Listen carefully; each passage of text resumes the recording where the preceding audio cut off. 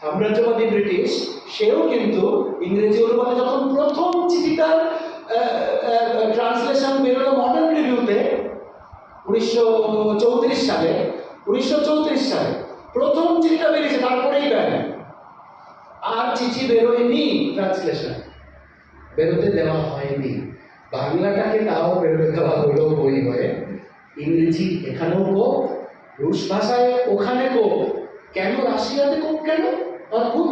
কারণ আমরা জানি তখন দ্য গ্রেট পার্ট শুরু হয়ে গেছে স্ট্যালিনের। 1929 থেকে 1944 যে স্ট্যালিনের যে পর্ব, তাতে দ্য গ্রেট পার্ট আবার সেই সমাজতন্ত্রী বলে সাধারণ মানুষের ওপরেই যে নেমে আসা অত্যাচার, দুর্বিষহ অত্যাচার, এবং আমরা যে যৌথ খামার ব্যবস্থা, যে যৌথ খামার ব্যবস্থার কথা রবীন্দ্রনাথ আসলে শতমুখে প্রশংসা করে গেছেন রাশিয়ার চিঠিতে।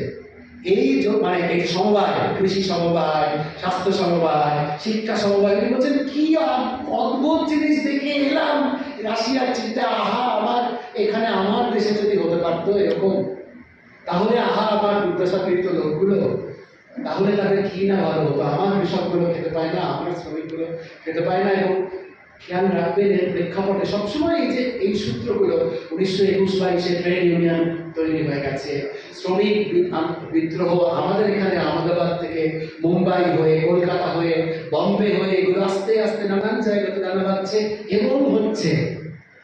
রাজনীতির উত্তাল রাজনীতির পাশাপাশি এই শ্রম রাজনীতির জায়গাটাও আস্তে আস্তে বিদ্রোহ বানাচ্ছে, যেমন ভারতে।